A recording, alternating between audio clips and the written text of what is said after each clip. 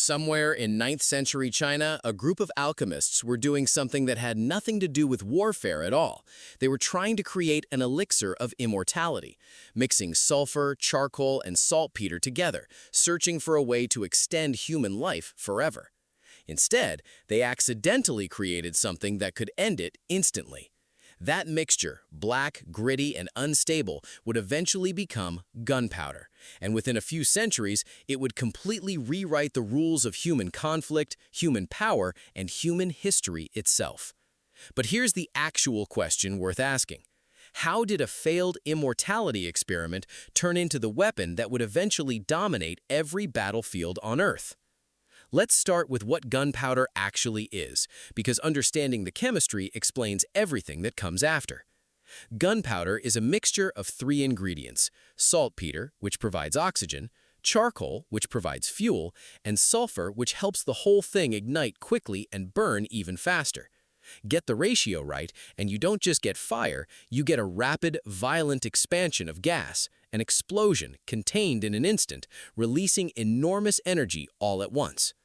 Chinese alchemists stumbled onto this combination while experimenting with substances believed to have medicinal or spiritual properties. Saltpeter in particular was already being used in various medicinal preparations. Somewhere in that experimentation, someone combined it with charcoal and sulfur and discovered, likely quite dramatically, that the mixture didn't heal anything. It burned violently and fast. The earliest written reference to this discovery appears in a Chinese text from around 850 CE, which actually warns against combining these specific ingredients, describing how doing so had caused fires that burned people's hands and faces and even burned down houses. In other words, the very first recorded reaction to gunpowder wasn't excitement about a new weapon. It was a warning. Don't mix these things together because they will hurt you. For a while, that's mostly how gunpowder was treated: interesting, dangerous, and not obviously useful for anything beyond causing accidental fires. But by the 10th and 11th centuries, Chinese military engineers started asking a different question. If this mixture releases that much energy that fast, what happens if we control it, direct it, and use it on purpose? The earliest gunpowder weapons weren't guns at all. They were far stranger. Fire lances, essentially tubes made of bamboo or later metal, packed with gunpowder and attached to a spear that could shoot a burst of flame and sometimes shrapnel directly at an enemy during close combat. Imagine holding a spear that also functioned as a short-range flamethrower. That's roughly what a fire lance was. Terrifying to face and completely revolutionary for its time, even though it looked nothing like what we'd recognize as a gun today.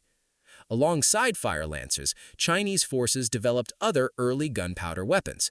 Fire arrows, essentially arrows with small gunpowder-based incendiary or explosive charges attached, launched from bows to set enemy positions ablaze or explode on impact. And exploding bombs, thrown by hand or launched by catapult, packed with gunpowder and designed to detonate among enemy troops, causing chaos, injury, and psychological terror that traditional weapons simply couldn't replicate. These early weapons were unpredictable, often just as dangerous to the people using them as to the enemy, and far from precise. But they proved something crucial. Gunpowder wasn't just a chemistry curiosity, it was a genuinely new category of military technology, one that didn't rely on muscle, tension, or leverage the way swords, bows, and catapults did. It relied on chemical energy, released instantly, and that changed the entire calculation of what a weapon could do. The real transformation, the shift from gunpowder as an ingredient in various weapons to something that actually resembles a gun, happened gradually through a series of incremental innovations across roughly 2 centuries.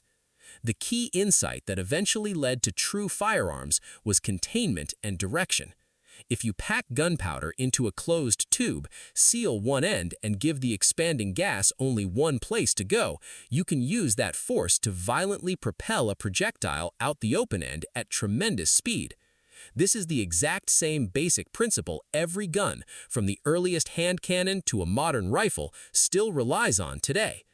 Chinese engineers developed what's now considered the earliest true firearm, sometimes called a hand cannon or fire-emitting lance, dated to around the 13th century. Archaeological examples, including a bronze hand cannon discovered in China dated to roughly 1288, show a genuinely recognizable firearm design. A metal tube, a closed end with a small ignition hole, and a chamber designed specifically to contain and direct the explosive force of burning gunpowder towards a single projectile. This wasn't a fire lance anymore, spraying flame in a general direction. This was something new entirely, a weapon specifically engineered to fire a single aimed projectile using controlled chemical explosion. The gun, in its earliest recognizable form, had arrived. But a weapon invented in one region of the world doesn't stay contained there for long, especially one this powerful. And the next part of this story is about how gunpowder technology spread, evolved, and eventually transformed warfare on a global scale. Gunpowder technology didn't stay in China for long, and the way it spread tells you almost as much about medieval trade and conflict as it does about the weapon itself. By the 13th century, the Mongol Empire had swept across an enormous stretch of Asia, and along with conquest came something the Mongols were remarkably good at, absorbing and spreading the technology of the people they conquered.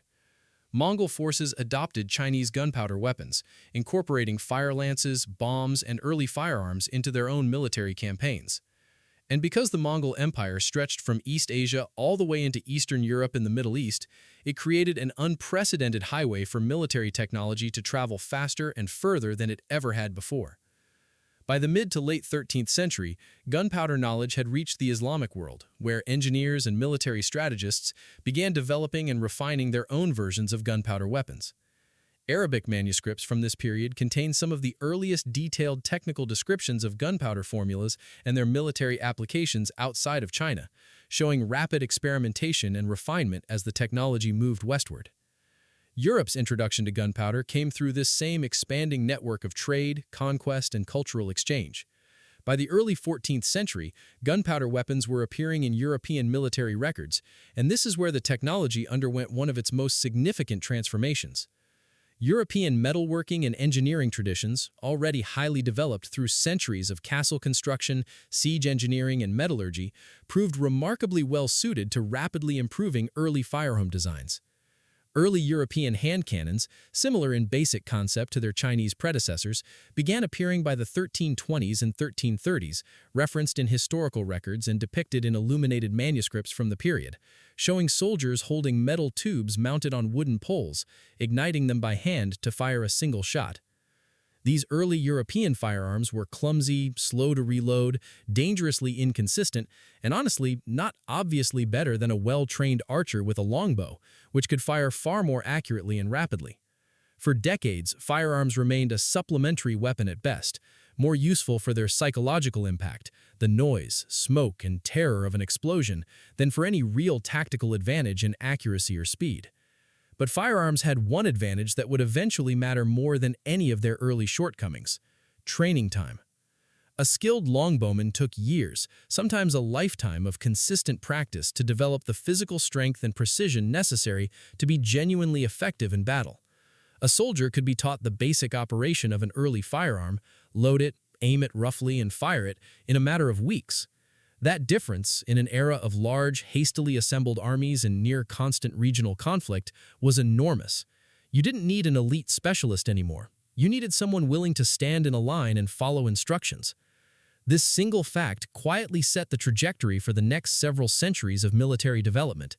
As European conflicts intensified throughout the 14th and 15th centuries, particularly during extended, technology-driving conflicts like the Hundred Years' War, firearm design improved rapidly, driven by constant battlefield pressure and competition between rival powers desperate for any advantage. By the 15th century, the matchlock mechanism emerged, a genuinely significant innovation. Instead of manually touching a burning match directly to the ignition hole every single time, a matchlock used a mechanical arm called a serpentine to hold a slow-burning match and snap it down into the ignition pan when the trigger was pulled. This might sound like a small mechanical detail, but it meant a soldier could now hold and aim the weapon with both hands while firing, rather than awkwardly juggling a weapon in one hand and a burning match in the other. Accuracy and reliability both improved substantially. The matchlock musket that emerged from this innovation became the dominant firearm across European battlefields by the 16th century. and its impact extended far beyond the battlefield itself. Because firearms required far less individual skill and physical training than traditional weapons like longbows, they fundamentally altered who could be an effective soldier, and by extension, how armies could be built, funded, and deployed. Massed formations of relatively quickly trained soldiers armed with matchlock muskets began to replace the smaller forces of highly trained, specialized warriors that had dominated European warfare for centuries. This shift didn't just change how battles were fought, it began quietly reshaping the entire structure of political and military power across Europe, and it raises the next major question in this story. If firearms made it possible to arm and train soldiers faster and easier than ever before, what did that actually mean for kingdoms, empires, and the balance of power across the entire world? That question turns out to have a genuinely enormous answer, one that extends far beyond battlefields into how entire civilizations organize themselves. For most of medieval history, effective military power had been tightly linked to wealth, land, and social status. Knights required years of specialized training, expensive armor, and dedicated war horses, resources only the aristocracy could reliably provide. Military power, in a very real sense, was inherited. It belonged to whoever already held land and title. Firearms began quietly dismantling that entire structure. A commoner, armed with a matchlock musket, given a few weeks of training, could kill an armored knight who had spent his entire life training for combat. This wasn't a minor tactical shift, it was a fundamental disruption to how power itself had been distributed for centuries. Kings and rulers who could raise, arm, and train large infantry forces of ordinary soldiers no longer needed to rely as heavily on the loyalty and cooperation of a powerful, semi-independent noble class of knights and lords. Centralized monarchies across Europe grew stronger, partly because gunpowder weapons gave them a more direct, less negotiable form of military power. This transformation accelerated dramatically with the development of artillery, cannons large enough to bring down fortifications that had been considered nearly impregnable for centuries. Medieval castles, designed around high stone walls meant to withstand traditional siege weapons like catapults and battering rams, proved shockingly vulnerable to sustained cannon fire. Walls that protected noble families for generations could now be breached in days, sometimes hours, fundamentally changing the strategic value of castles and forcing an entirely new approach to military architecture and defense. By the late 15th and early 16th centuries, gunpowder weapons became central to European warfare, trade, and colonial expansion.